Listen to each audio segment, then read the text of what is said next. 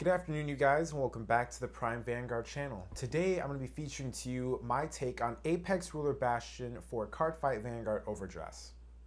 Now, very recently, we just got done with the BSFO online results. We've seen different premium, standard, as well as V Premium tournament results.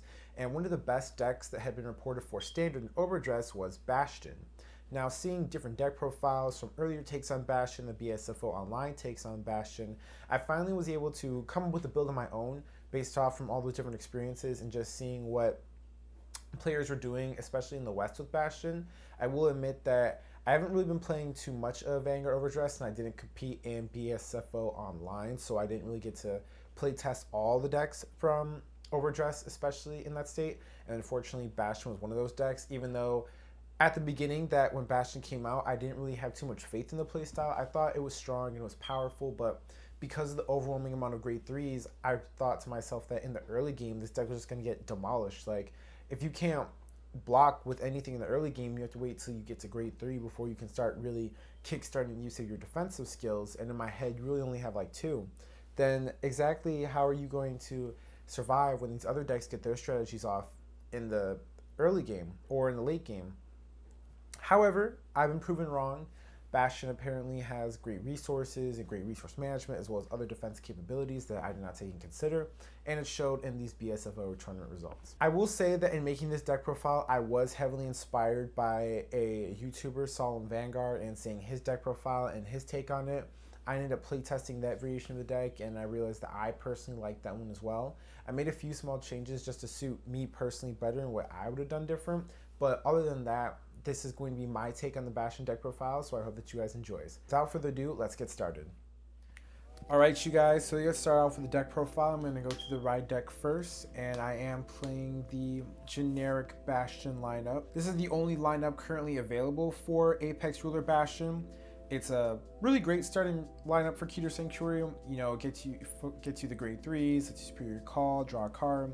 This is a pretty generic startup lineup, and it's just really all set and straight for Bastion. Moving on to the main deck, I play 3 copies of Apex Ruler Bastion in the main deck. Bastion, being our main grade 3 that we obviously want to ride in the deck, means that he's going to be our Persona ride target. Persona riding on Bastion is amazing since everything that you play is grade 3. You're obviously hitting for really good numbers already, considering the fact that even your grade 3s are boosters, meaning your attacks are already over 23,000, and 10k being Aqua Guard is enough. That and the fact that Bastion allowing you to generate an extra multiple attack with another 10,000 power for a really simple cost is extremely amazing. Generating 4 to 5 attacks in a turn, depending on what cards you have available to you on the board, means that you're going to be swinging with a lot of attacks that are going to be over 30,000, which will put a lot of pressure on your opponent when it comes to defending. As with Overdress being a lot shorter on shield and relying more on order cards and other defensive tactics to get the additional shield, a lot of decks simply just can't keep up with his defense, and this is why in the late game Bastion will do extremely well. For my next grade 3, I play 4 copies of Grand Heavenly Sword Alden. Grand Heavenly Sword Alden is without a doubt the best card in Keter Sanctuary, just for all decks in general.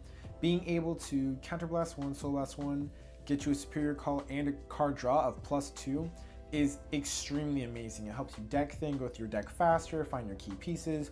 He also gets 5,000 power whenever you have 3 or more grade 3s, meaning that he also becomes another unit that becomes a big hitter on your turn, because a 13k booster on top of an 18k attacker puts you at 31, and this is one of those cards that I was stating earlier that's going to help us get over 30,000 power, which will mess up with your opponent's defensive strategies. For my next grade 3, I play 4 copies of Knight of War Damage Fasado. Now, something important to note about Fasado is that this is our key card of resource generation. His ability is on hit of an attack. It's important to note this because if you ever find yourself in a situation where you just really need that extra counter charge and soul charge during the battle phase, then attacking a rear guard will go ahead and get you that extra plus. But you do have to consider, because that is one of the attacks in your turn that you are giving up, unless you hit a grade 3 with Bastion, therefore you get the attack back.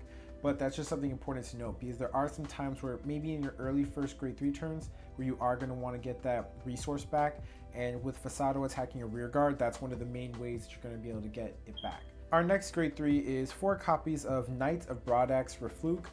So Refluke is another resource generating unit for the deck. This card puts itself into the soul and gives one of your other grade 3 units additional 10,000 power. He doesn't serve any other purpose. We don't care about him for offensive purposes or anything other than just getting more soul, as a lot of the soul abilities in this deck are non-refundable, meaning that we don't have any other way to really get soul back except for Fasado, and Fasado is during the battle phase. This is really your only way of charging during the main phase to get the extra soul for skills that you want to do. 4 copies of Acute Angel Carbiel. Acute Angel Carbiel is the best defensive option for Bastion. Seeing as how our deck plays a lot of grade 3s, we don't have too much space for defense, so placing her on the Guardian Circle on top of counting herself and all the other grade 3s you have in play means that she gets big. This card can potentially get up to 25,000 and 30,000 point shield if you have a full board of grade 3s and 2 grade 3s on the Guardian Circle, which means her and one other grade 3 that you can drop on random if you need to boost the number. But seeing this card, just consider it at base to always be at least a 15k point shield in the deck. For my next grade 3, I play 4 copies of Darkstrain Dragon. Darkstrain Dragon is the grade 3 unit that mostly takes up most of your soul. You really want to be able to use his Soul Blast as much as you can to create the strongest number of attacks that you can with Bastion.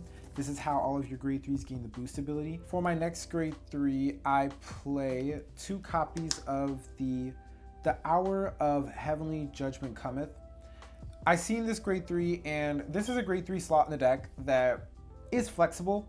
I'm only playing this because, like I stated before, my deck was really heavily inspired by Solemn Vanguard's take on Bastion.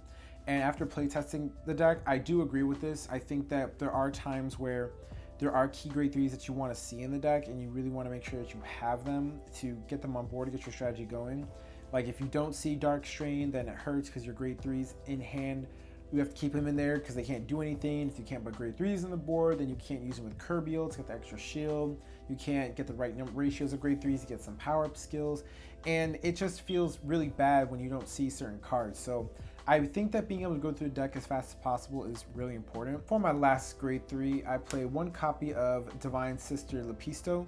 So because I do play Alden and the grade 3 card that is basically Alden as an order, Counterblast in the deck does get a little tight. So there are times where I choose between Alden or between her. And depending on where I'm at in the game, having 1 copy of her to get 5th attack is actually very important, because if you're on Persona riding, you can get a 5th attack with her and her own power ability.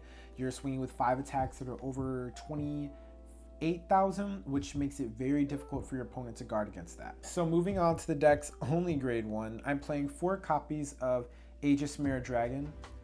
This is the Keter Sanctuary Sentinel. There's nothing much more to say about this card other than the fact that you do need a Sentinel in this deck. You need some form of like absolute defense even in the early stages of the overdressed meta, because even if I played all grade 3s, the other grade 3s that are out right now just don't have any other defensive capability, and not even the other grade 1s or 2s that I've seen have extra defensive capabilities. So therefore, you just need something that gives you like one form of just pure defense, and that's why we need to play the Sentinel, because that's the only card that we have in the deck. But this is also the reason why it's my only grade 1 in the deck, because it's the only card that we need. Moving on to my triggers. For my over trigger, I'm playing 1 copy of Light Dragon Deity of Honors, Amartinoa. Amartinoa is amazing with Bastion. Being able to go ahead and get the additional drive checks during the rear guard is insane. Saying you failed with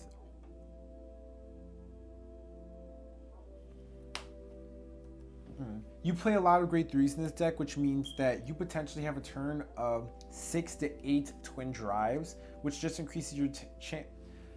You potentially have a turn of just 6 to 8 twin drive checks, meaning that you are increasing the chances of you seeing more triggers, adding more key pieces into your hand. For the rest of my triggers, I'm playing 4 copies of Healer of Heavenly Staff. Now this is where my deck begins to differ, but I decided to play 3 copies of Knights of Heavenly Pierce Gallus. I've seen some decks play the front, or they play more draws, but I'm only playing the 3 draws right now because while I like the idea of the extra shield value, again, I'm trying to go through my deck as fast as possible to make sure that I have my key grade 3 pieces on the field, so I don't have to worry about that. Yeah, it's only 5,000 shield, but that's not so much of a bother because you're going through your deck so fast and you're actually helping your own offensive strategy that most of your games won't even last long. But the 5,000 shield doesn't really mean anything. We're just playing this card to make sure that we get through our deck faster so we can really get to our defensive key pieces. And then I'm playing 8 criticals in the deck, 4 copies of White Fang Witch Disma, and 4 copies of Knight of Heavenly Hammer Gurgant. So I'm playing 8 criticals in the deck because this is a high-powered grade 3 deck. You're going to see a lot of grade 3s, you're going to make really big numbers, and the best way to support big numbers is with extra criticals, making your attacks a lot more scary. Considering the fact that we do have a restanding grade 3 as well, and we also have Vanguard that restands units, being able to add a grade 3 for another attack and a critical onto that grade 3 that can attack on top of its own power up bonus from Bastion and the critical effect means that you just have a unit that additional 20,000 power plus 1 critical. So 8 critical is definitely the way to go because fronts don't really matter too much in the deck in my opinion. The extra power is cool, but if your opponent can stop it or if they can take it, it doesn't matter, and you just want to play it as aggressively as possible. Alright you guys, so that is it for my Bastion deck profile. Now my final thoughts on this deck is that I do agree that Bastion is definitely one of the best decks currently in Overdress. Its early game is god awful and there are some builds that are trying to counteract that, but its late game and going into your first grade 3 ride with Bastion is insane. You can generate a lot of multiple attacks. The Keter Sanctuary alone has really good resource management cards, being able to go through the deck really fast to find your key pieces. And Bastion getting you multiple attacks along with them being grade 3s means that you're hitting magical numbers very often. This deck does not care about one defensive damage trigger. It means nothing to this deck no matter what phase you are. As long as you're on Bastion, you've got at least grade 3s in the front row. Having the over trigger also generates you multiple drive checks when it comes through offensively, almost guarantees you game most of the time.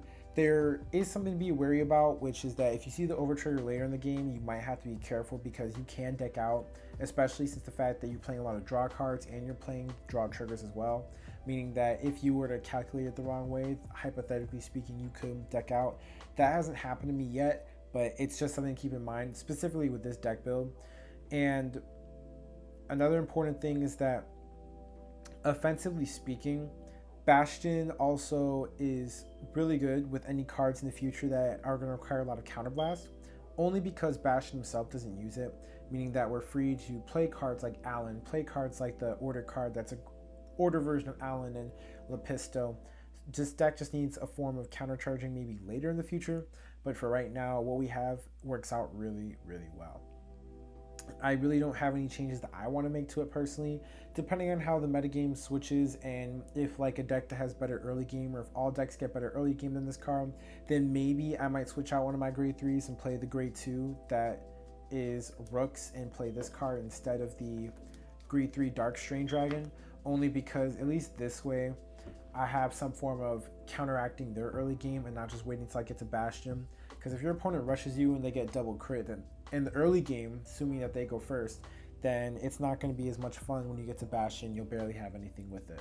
So my final thoughts on this deck is that I can see why this is the best deck in the format. I actually think that Bastion is better than Bruce, and I think that this deck probably will be the best deck for the longest time until we get done seeing the rest of the support from future sets. But that's my final thoughts on Bastion, guys. Tell me what you guys think about this deck in the comment section below. Also, don't forget to comment and subscribe to the channel. And if your friend's looking for a Bastion deck to follow off of, you can go ahead and share this video with them. All of my decks are templates for the game. And that's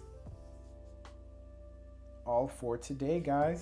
So I got a lot more deck profiles coming out. I have to showcase the rest of the nations, but I'm going to go ahead and start off with the main 5 decks that came out first before I drop my other decks from set 1. So stay tuned and see you later.